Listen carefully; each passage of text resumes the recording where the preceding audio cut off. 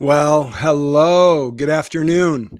Trying something new. I don't know if this format is going to work on Instagram, but we are actually going live on Instagram as well as YouTube and Facebook. So if you are on Instagram and you are watching this, let me know. I think because this is a widescreen camera, it may or may not work. You might be able to tilt your phone. Just would love your feedback. Is this worth trying to do on Instagram as well? Or should we just keep it to the YouTube? Should we just keep it to the Facebook? Once you have your thoughts, put them in the comments and we will make sure that we look at those comments and figure out if this is something we're going to do regularly or if this is just a one-off thing. But hope everybody is doing well. Excited. We're going to be doing some dream interpretation today. So if you are on, go ahead and just start putting in the comments where are you at, where are you coming in from. We should be able to see most of our comments right here on my screen. At least I'll put up some of them on your screen as we get into our dream interpretation. But I was talking to a friend of mine earlier, so as people are getting on, I'm just going to share something really quick.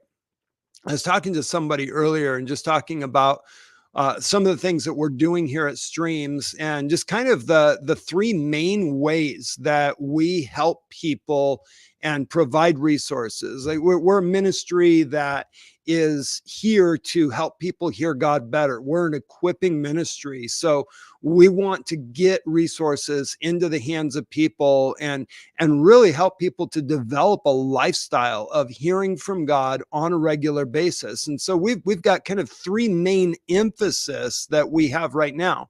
We have our Streams Church, where we meet together here in the Dallas-Fort Worth area at 11 a.m. every Sunday. We're developing a prophetic community. We're working together, developing relational connections.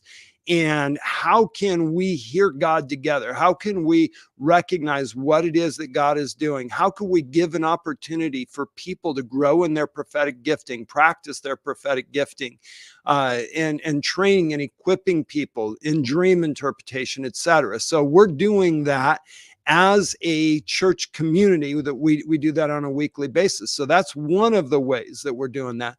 Another one is Streams Academy. We've been doing Streams Academy for a few years. We start out our first year of Streams Academy, if you hop into it, is prophetic and revelatory training. We go in depth on the prophetic gifting, how it operates, some of the pitfalls, but also some of the potential that's available, going through soulish prophecy, going through dream interpretation, how to do that, developing emotionally healthy prophetic, and what that looks like, and how to do that on a regular basis, how to do that in community. So that's Streams Academy, which we have going on a regular basis. And it is a module every 2 months where you get to interact with other people. And that's going to be coming into a in-person Bible school. So next year, we're going to be starting an in-person Bible school where people can come and actually get a diploma in prophetic and revelatory studies, or get a diploma in biblical dream interpretation. So that's coming. That's one of the other emphasis. And then the third one is our online classroom, where we have every course that John Paul wrote and recorded available on a subscription basis, where people can go on and they can take those courses. It's everything that John Paul did. It's all of the courses that I've written, some short courses, some longer courses. We've got courses on intercession. We've got courses on spiritual warfare, dream interpretation, the prophetic, all of those. And we have some courses from some other teachers. So our friend Ken Fish wrote a course called Biblical Prophets, understanding how to prophesy from the biblical prophets. It's a wonderful course, goes deep into scripture and draws out some important elements of the prophetic function and how to operate in those. We're working with Elijah House, and we've partnered with them. We have one of their courses on healing trauma that is available. So there's a lot of courses that are available there. So those are kind of the three different ways that we can help to provide our three main emphasis, if you will, in providing resources. And then we get to do things like this live, where we're going to be interpreting some dreams here. And you guys are already putting in dreams. So I'm going to jump right into that before we go in any further. Let's start with Mary Beth. Mary Beth, love it. On Friday, let me see. I'm hoping this is the whole thing. On Friday, but then on the day of the party, I laid my camera down and forgot to take them. The party was over and I realized, oh gosh, I didn't take any pictures of the event. I had to tell. Okay, so this is part of a dream and I don't know where the rest of the dream is. So I have to apologize. The way I see the comments here on this stream, I don't see all of the comments that you put in one place. So I apologize, Mary Beth, on that. I don't quite have enough to give you an interpretation of the whole dream. I will say something about cameras. When you have a camera in a dream, often that is talking about trying to capture a memory or capture a moment to hold on to something. And so forgetting to take cameras is saying that either there was a need to remember something, there was a need to hold on to something in a more concrete way from what happened that didn't happen, or there's a feeling that there were things that you're not remembering or you're not holding on to from an experience or from an event. So that would be the reason for that. Let's jump to this. Nomi. I saw Christ the Redeemer statue. Around its neck were colorful beads. The face reminded me of Jesus and my Father. There were rainbow colors all around and a rainbow straight from the sky into the ground.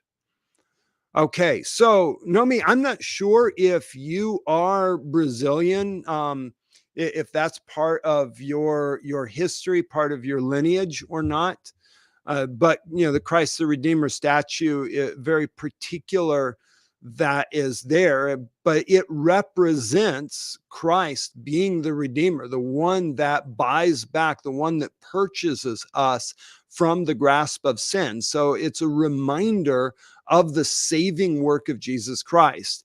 Seeing that statue, that there's a memorialization of the redemption that comes through Jesus Christ, seeing the colorful beads that this is actually a party. This is a reason for celebration.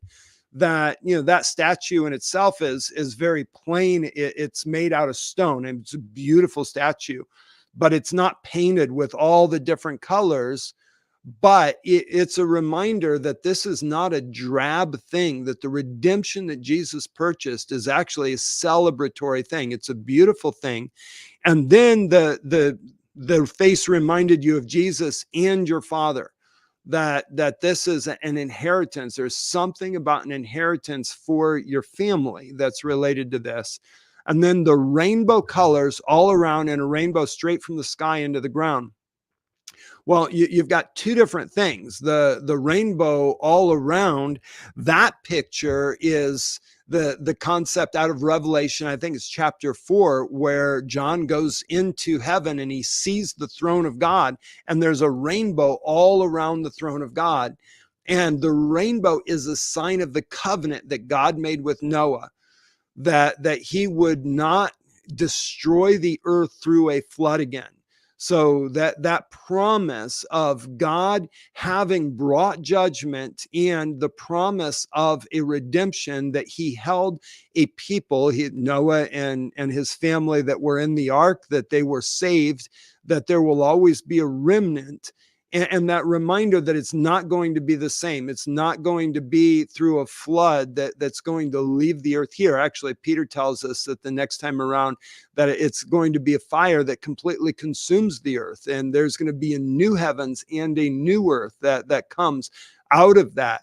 but it's that reminder of that salvation, that promise, that rescue from the judgment, that God is going to save a remnant, and that remnant are those that believe in Jesus Christ, those that put their faith in him as the Redeemer.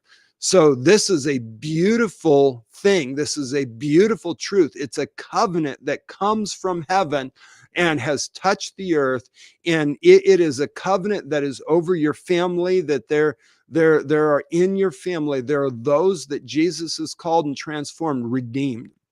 So there's yeah, that's a fun one. That's a really fun dream. Thank you so much for sharing that. Let's look at this. Alinga. I was in a garage and inside President Trump's body. Had to get on tiptoes to see through his eyes. Door opened, people there cheering for him, but it was me inside. As they came close, I filled his body. Okay, well, that's an interesting one. Um, I'm what I'm doing right now. I'm just trying to think through how metaphorical is Trump. It seems to be a little bit less metaphorical. So it's not just representing what Trump would represent, but actually representing Trump. When you're in someone else's body, it's to give you uh, understanding, it's to give you identification with. And so this is basically a call of intercession to be praying for him, that um yeah, that there's a need for prayer. And why in a garage is a kind of a place of rest, maybe that he would get the rest that he needs in the midst of everything that's going on, what's happening. People cheering for him, but it was me inside.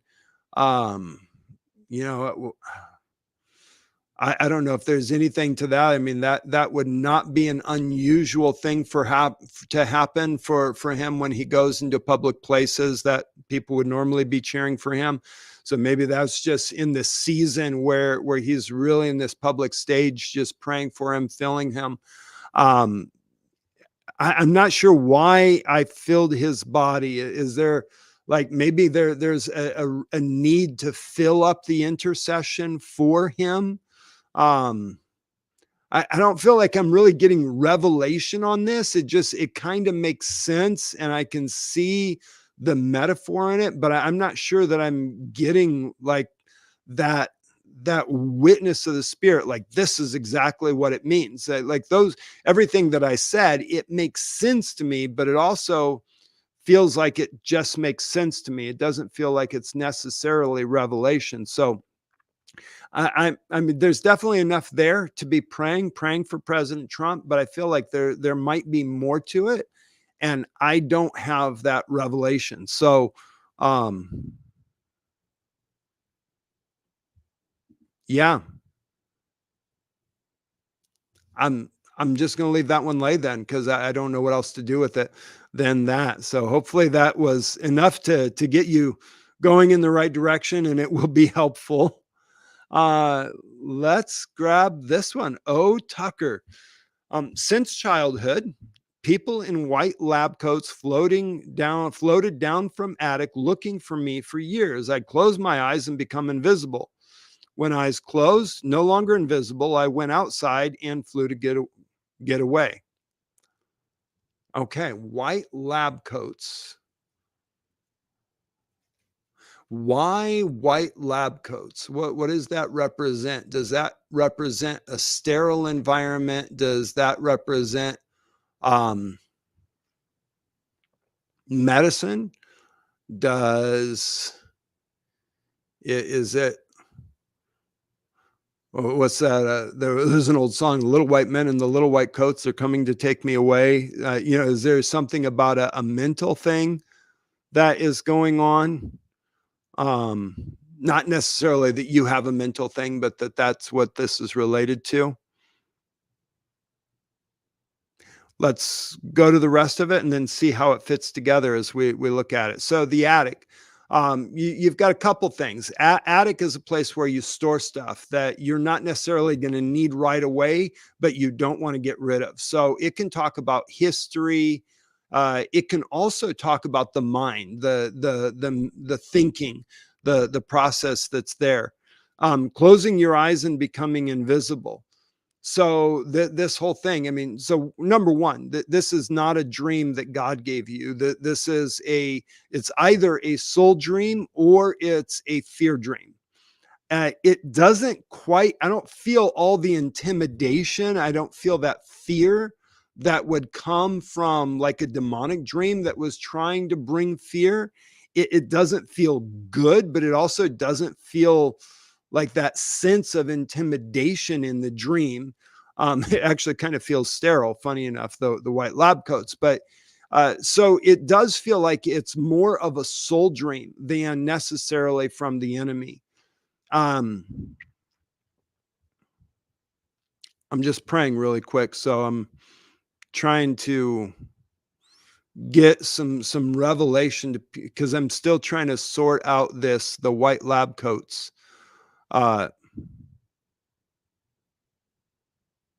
So if I don't have all the details, I at least have this much that the dream is basically an intimidation, that there's situations and that the coping mechanism that the enemy is trying to bring that's kind of the norm for your soul, if you will, which is not a good thing. But so this is something that you would have to recognize, to be aware of, and to stop from happening, that the coping mechanism is to ignore a problem, but when you can no longer ignore the problem, to run away, to escape.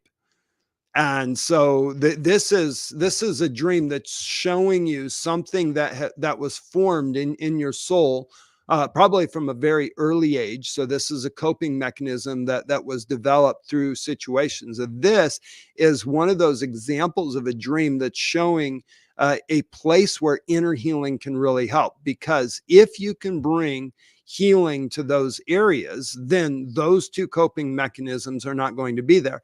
At the same time, you also get to recognize that may be a tendency, or it's something that you have to be aware that it doesn't become a tendency of, and be careful of the tendency to ignore issues or run away when you can no longer ignore them.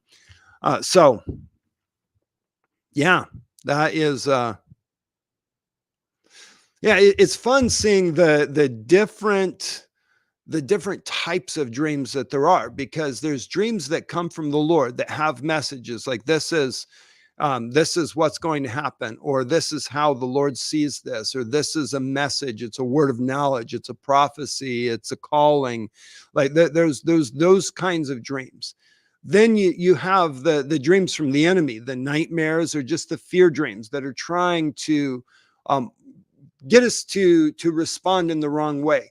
Either there's intimidation, or that there's some kind of fear, there's some kind of lie that would hold us in a trap that the enemy has for us, that is an invitation from the enemy, in dreams from the enemy. But then the other kind of dream are the soul dreams, and soul dreams are not necessarily evil, because our soul is not necessarily evil. There's parts of our soul that's really good.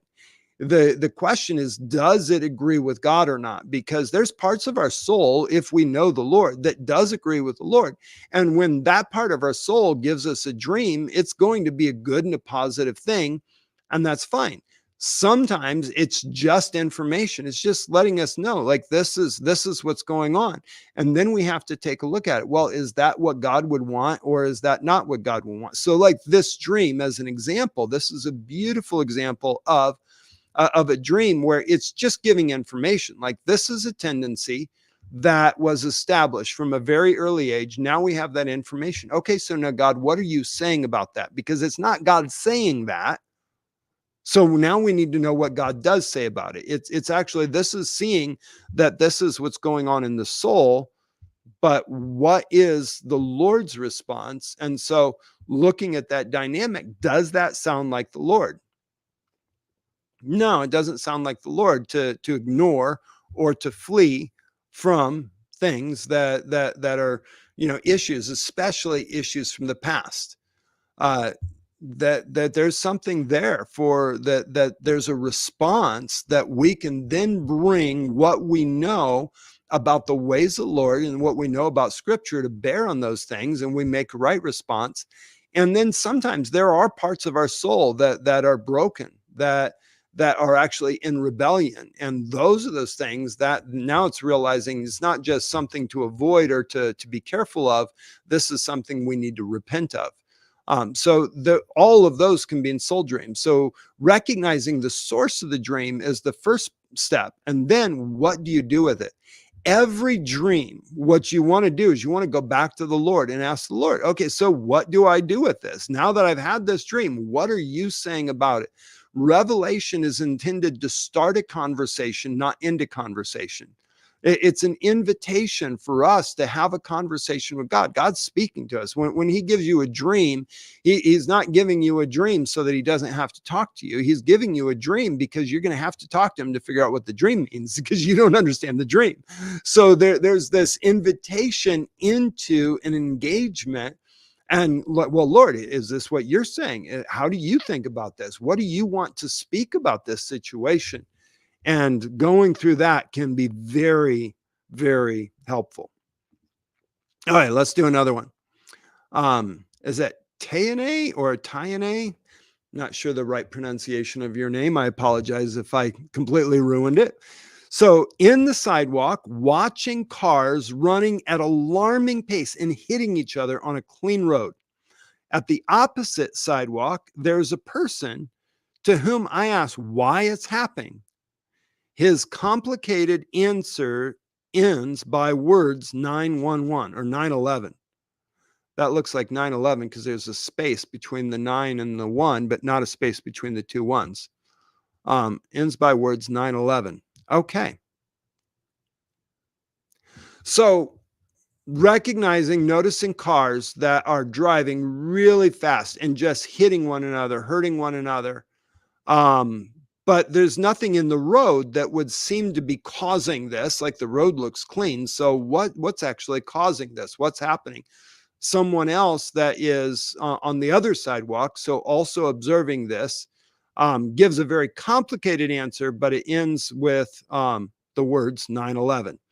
So 9/11, there's a lot of things that 9/11 can represent, but one of the big things is 9/11 marked the date of a terrorist attack. So there was an attack. The whole idea of terrorism is that, I mean, it creates death, it creates pain, yes, but even more than that, that the bigger purpose of it is to create fear, which is why it's called terrorism. Because if you can put people in fear, then they're going to respond in a wrong way, because people can't think clearly when they're in fear. So it's a warfare tactic to create fear in various different ways. So terrorism is an incident that is to cause fear.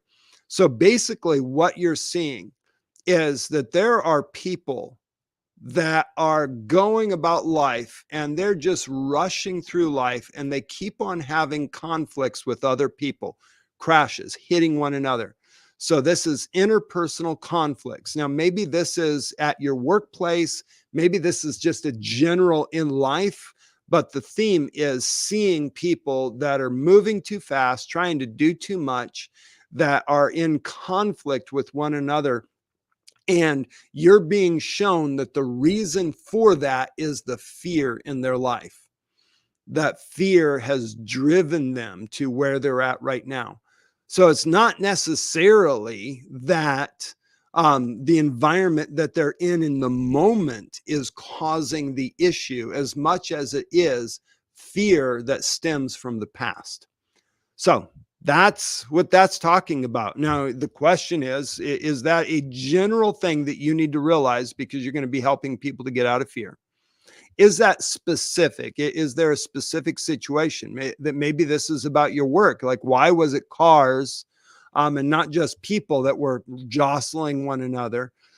So is this about your work? Now, what's your work? Are you in ministry? If you're in ministry, that could mean one particular thing. If you are in another type of a work, so, marketplace, then it could be talking about your workplace. Do you see this dynamic happening? So now what you're going to do is you start looking for this dynamic. Where does this dynamic, where is this happening? And it's not actually affecting you in the dream. So you're standing there, you're seeing it, you're not getting hit, you're not driving a car. So you're observing, but not necessarily being affected by it. So is this just for you to pray? Or is this letting you know something so that when you see it, you know what's going on, and perhaps you can help people if you have the opportunity. Now, nothing in the dream says that you're going to be helping. It says that you're going to be learning and recognizing the root of behavior that doesn't have an obvious cause in the moment. That's the important piece. But there might be some application. Just because you see it, that doesn't mean that that's all that the Lord wants you to do. That's all the dream says, but it doesn't mean that's all that the Lord wants you to do. So now, Lord, what do you want me to do with this? How do you want me to respond to this? Is there a response that he's asking for? That's your next step with that one. So thank you so much for sharing that. Okay, let's take a look at this. Who's who? I don't know who's who. Depends on which zoo we're in the moment. So, walking along the path with many tiny animals, butterflies, and tiny eagles in my right hand, and covers parts of my body, realized I can ask for them to return. Didn't see, but heard comments about amount on me. So, how many of them are on you? Okay. Well, you've got a couple different things. Butterflies, tiny eagles, and what do they mean? What's the right hand mean? So the butterflies, it usually is talking about some type of a transformation, metamorphosis, that transformation into a butterfly. So something that was one thing but has been completely transformed.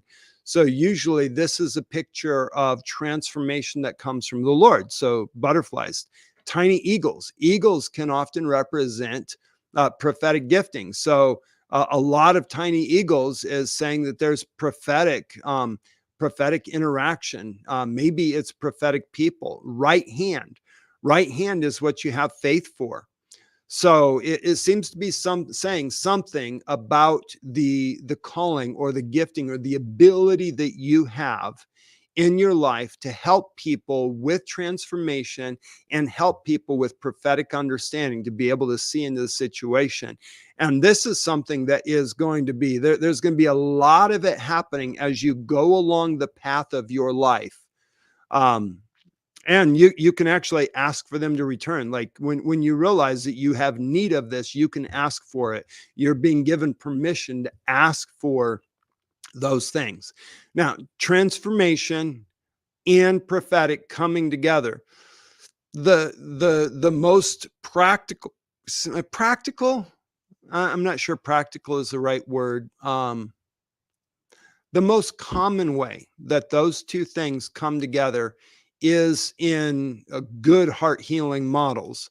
Good heart healing models are not just models of saying this and thinking this and having this prayer, but it's teaching people to hear from the Lord, recognize what God is doing, and helping people to respond to what God is doing. So that is butterflies and eagles coming together. So there is most likely some form of ministry where you're going to be helping people through revelation to transform into what God intended them to be. Yeah, and people are going to comment on how God uses you in this way. That's really cool. What a fun dream. What a great dream. I would encourage you, if you haven't already, to start looking into different types of heart healing models, whether you call it inner healing or heart healing.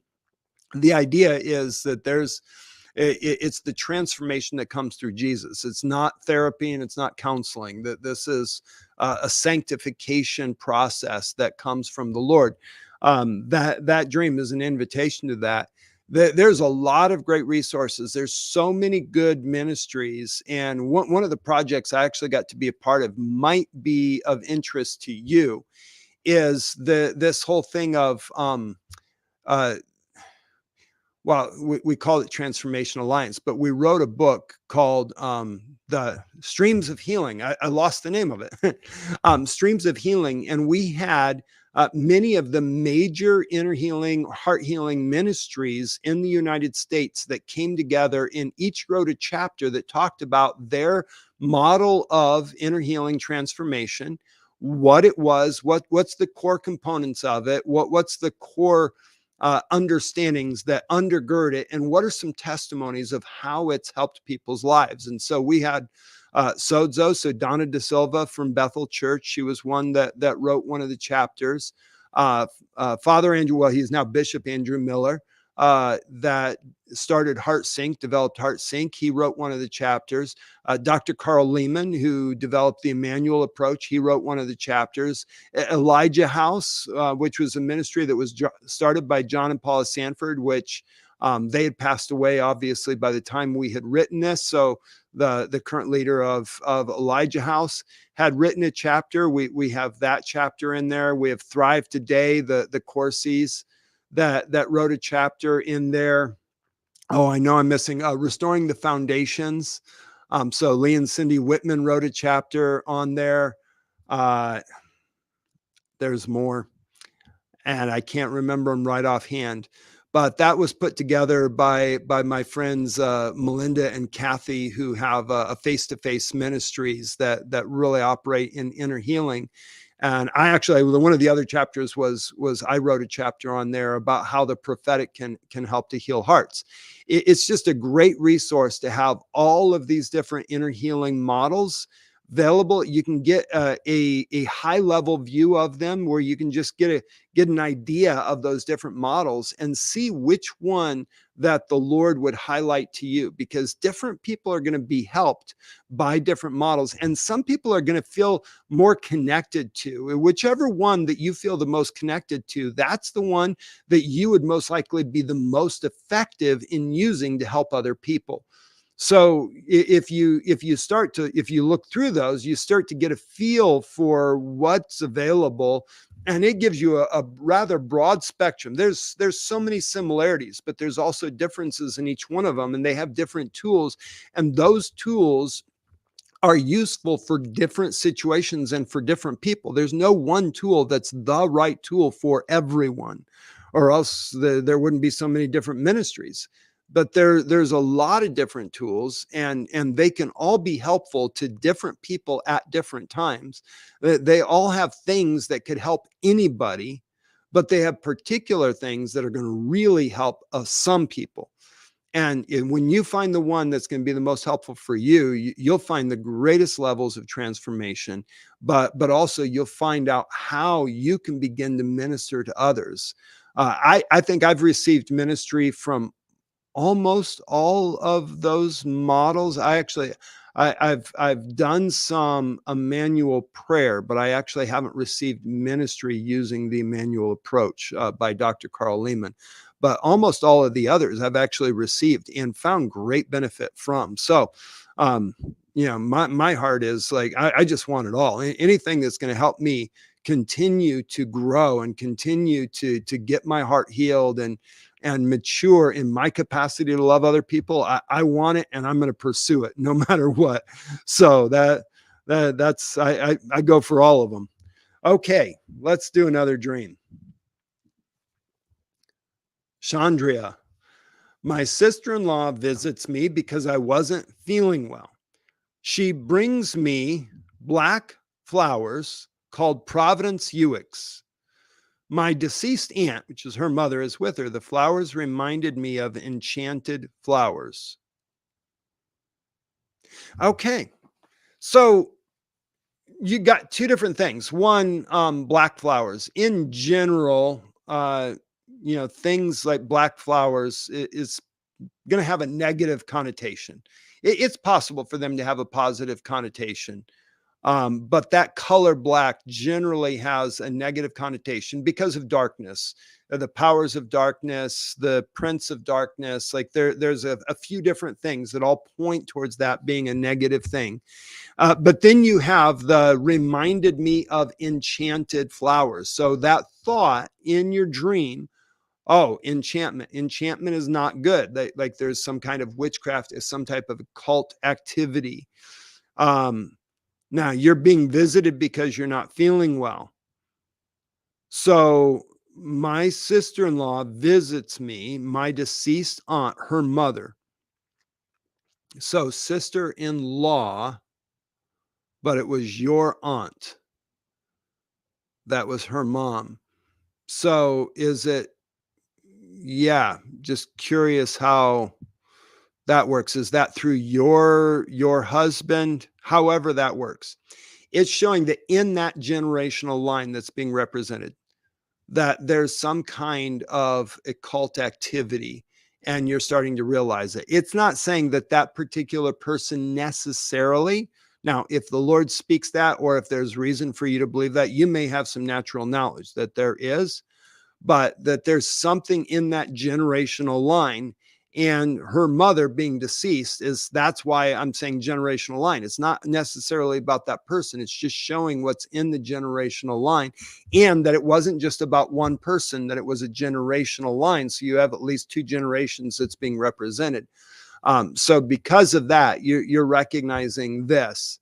And so there's some kind of occult activity in the history of that family line, and possibly in the present, but definitely in the history of that family line, and it's actually affecting the family. It's causing sickness, and it's probably related to how they bring help, because the visit was visiting you because you were sick.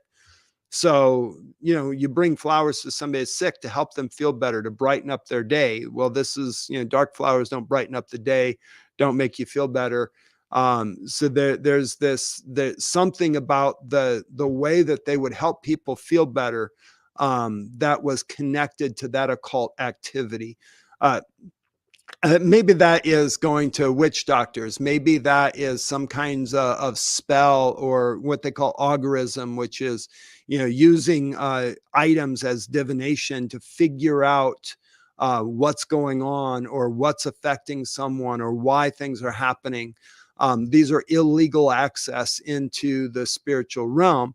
So those are the kinds of things that might represent. So, yeah. Now, you're seeing this for two different reasons. And why would you get a dream like that? One, so that you can pray, praying that it would affect you. You're now part of that family line, even though that's your sister-in-law. So there's some effect on your family, praying for that effect, that effect would be removed, praying for that to be healed, and then recognizing, because that family line, that connection that's there, that it also affects your family. So that there's praying for the Lord to bring healing and restoration, but also praying for the family to be healed from that things, that they would have all of that influence to be removed from their life. Any enchantments that's there would be removed and gone. Okay. You're welcome. I saw your thank you comment. You're very welcome. Glad that was helpful. Mark. So Mark Lingle, I'm at an unfamiliar construction site with many workers. Someone mentioned Jesus, and I was excited to find a brother, then had a strong urge to begin preaching and proclaiming God there. So Mark, this is a fun dream. This is what we call a calling dream. This is letting you know that you have a calling. You're going to be given an opportunity to share your faith in the workplace, and recognizing that God is moving is going to be one of the things that encourages you to step out. So you're not alone. You're not the only voice, but when you recognize that you're not the only voice in that situation, it's going to give you the courage to begin to share your faith and begin to proclaim the hope that we have, that there's something powerful in us sharing our faith. If we don't share our faith, people that don't know can't get saved. I mean, this is Romans 10. How can they respond? How can they believe if they haven't heard? And how are they going to hear unless somebody gets sent? Well, you just got sent. You just got called into this, that this is clearly something that God is giving you and he's calling you into. So that is beautiful. Now, that doesn't necessarily mean that you're just going to be public preaching. You're on a job site and working, and you're just going to start preaching the gospel, to everybody that's in the job site. But it might mean that you share your faith or you preach the gospel to somebody you're working with. It might be one-on-one. It might be a whole group. As you see the opportunity, when that opportunity comes, don't back down from the opportunity, because you're not alone. God's letting you know you're not alone so that you will have the courage to step out. So, yay. Now, here's the question. And this is an interesting, because I don't know, Mark, I don't know what you actually do. I don't know if you actually work in construction. Is that actually your workplace? Or is that just representing a workplace, but it's under construction because you're not quite there yet and you still need to learn? I'm not sure. If you're actually working in construction, you don't want to wait for anything. If you're not working in construction, if that's not a job that you have had in your past, or it's not a job that you're doing now, that's letting you know that the things in your life right now are still under construction. And in the situation, you didn't wait for them all to be right. You didn't wait until the building was done to preach. You preached in an undone building. So don't wait until you have it all together, till you have it all put together in the right way, in the right place. It can still be under construction and carry the presence of the Lord. So hopefully that's encouraging either to you or to somebody else that's listening. Sometimes we have this feeling like we have to have it all together before we start presenting, before we start giving away. And if that was the case, nobody would ever give anything away, because we're never going to have it all together. We are all in process. We're all growing. But it's actually in our weakness that the presence of the Lord is made strong. It's in the things that we don't quite have that we actually see the beauty of the Lord being manifested in our lives. So, yeah, bless you guys. So this was, this was a quick short time. I know that there's so many more dreams that we didn't get to, and I apologize. We will keep on doing this. We're going to be doing these dreams. We do them every month on the third Wednesday of the month at 5:00. We do dream interpretation. And who knows, we might just hop on at different times to do them. We've been periodically hopping on and doing other lives on a regular basis. So if you have, if you haven't already, make sure that you subscribe to our channel. If you're on YouTube, click that subscribe button, click that little bell so you get your notifications, and that'll let you know whenever we put up a new video or whenever we go live. If you're on Facebook, make sure that you're following us so that you can get notifications when it is that we go live. And I'm not sure how it all works on Instagram. So those of you that are on Instagram, how was this? Did this work? Was this good? Was this not helpful? Was it helpful? I don't know that I actually saw any comments from Instagram. All the logos that I'm seeing look like I can see Facebook, I can see YouTube. I don't know if this supports the comments from Instagram. So, yeah, but bless you guys. The Lord be with you, and we'll see you again soon. And hey, if you are in the Dallas-Fort Worth area and you don't have another church, come and join us on Sunday morning. We would love to have you. We worship at 11 a.m. and we'll see what the Lord does. So until next time, bless you. Have a great day.